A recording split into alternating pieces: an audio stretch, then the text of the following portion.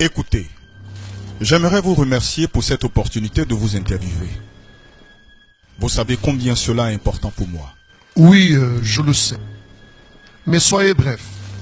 Je suis une personne très occupée. Alors, j'ai seulement quelques questions ici. Je vais utiliser un enregistreur pour... Non, je préfère que vous ne le fassiez pas. Bon, d'accord. Je vais juste le garder. Ok. Je vais juste le garder. Ok. Commençons alors. Qui êtes-vous? Voilà une question qui n'est pas simple. En vérité, je suis un rebelle, un philosophe, un idéaliste, un inventeur, le premier plus grand leader politique qu'il y ait déjà existé. Votre apparence est un peu différente de celle que j'imaginais. Comment êtes-vous vraiment? Vous attendiez quelqu'un avec une capuche rouge. Je ne suis pas comme vous, les êtres humains, qui sont coincés dans ce corps matériel. J'appartiens à un autre plan de matière et je peux me présenter de la manière que je veux.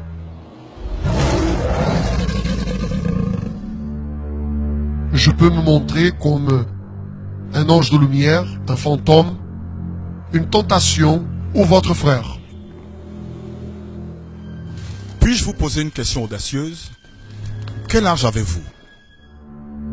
Avez-vous déjà écouté cette musique où quelqu'un dit être né il y a 10 000 ans en arrière?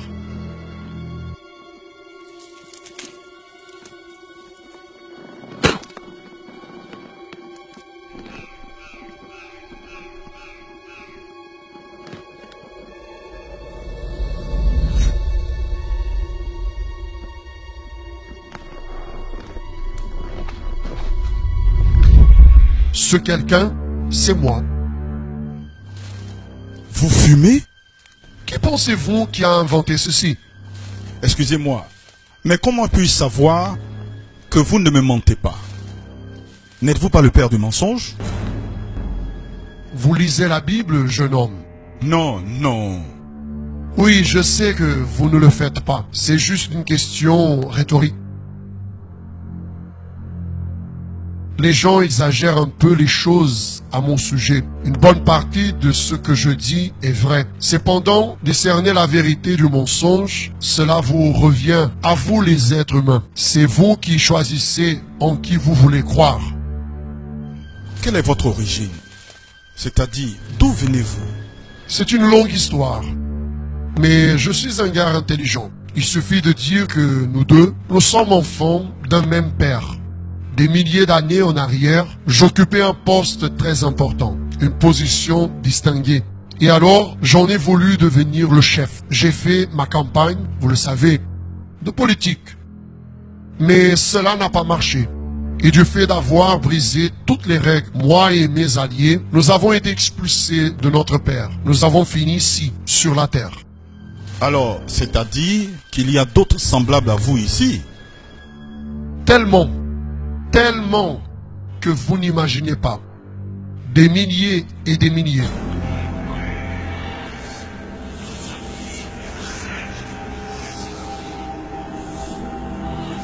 Et quel est votre plus grand atout?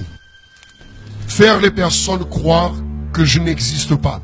Après tout, personne ne se préoccupe avec un personnage folklorique. Et quel est votre plus grand ennemi?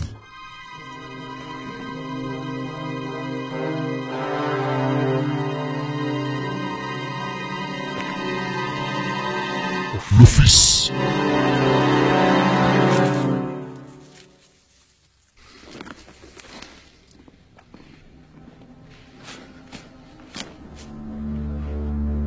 Mais je ne veux pas en parler. D'accord, pas de souci. Alors, répondez-moi, quel est votre plus grand rêve? Être adoré de toutes les personnes, comme le Dieu de ce monde. Pensez-vous vraiment que les personnes vont-elles vous adorer, vous, comme un Dieu? Elles le font déjà.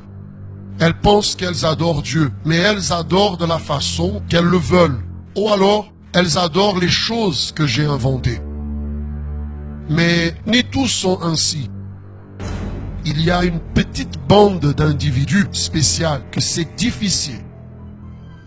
Continuez. Quelles sont vos stratégies pour réussir cette adoration? Voyez bien, cette adoration n'est pas toujours très claire. Il suffit que quelqu'un se dévie un peu de la vérité et voilà, automatiquement, il devient mon serviteur. Comment ça? Expliquez. J'ai un abordage différent à chaque type de personne. Premièrement, j'ai besoin de connaître son point faible. Puis, à certains, je fournis la gloire, le pouvoir. Ceci mène à la mort, la misère et à la destruction.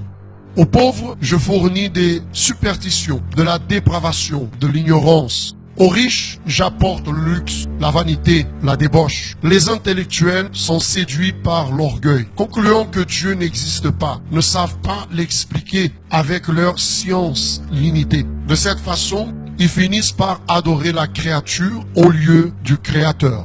Les vices, les sports, les feuilletons, les jeux, le travail, les drogues. Finalement, tous restent très occupés pour chercher les choses de Dieu. Et la plupart des personnes se vendent pour si peu. Si peu.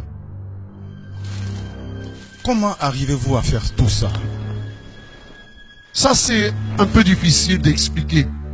Je n'ai pas l'accès aux pensées des humains. Mais je suis très observateur.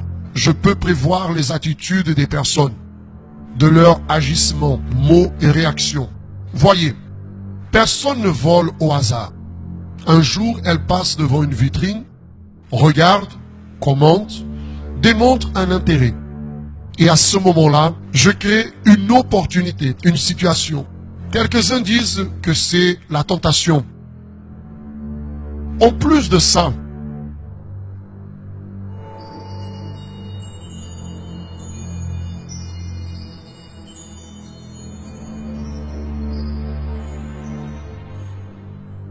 je peux manipuler les éléments de ce monde à mon bel plaisir.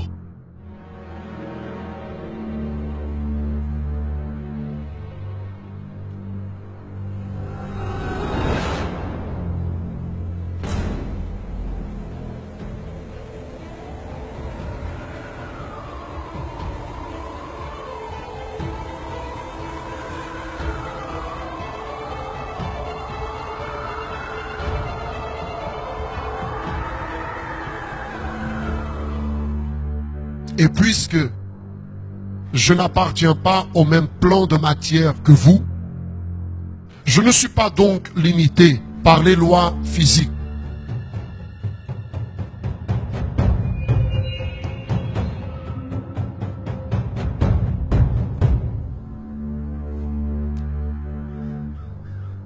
Pour moi, il n'existe pas de mur.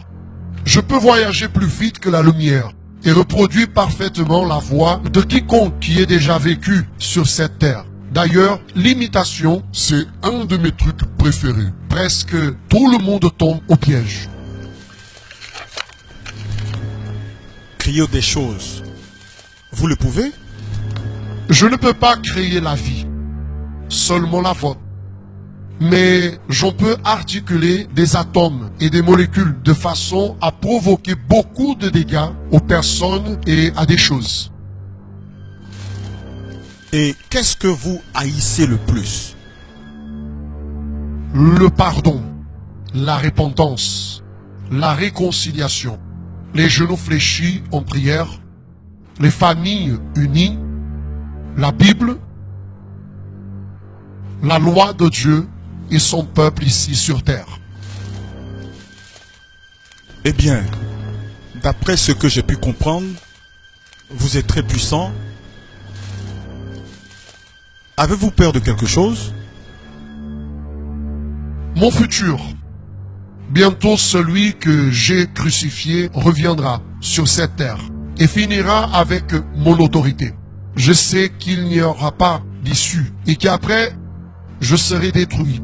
Cela que j'essaie d'entraîner le plus grand nombre de personnes avec moi. C'est la seule façon de blesser le cœur de Dieu.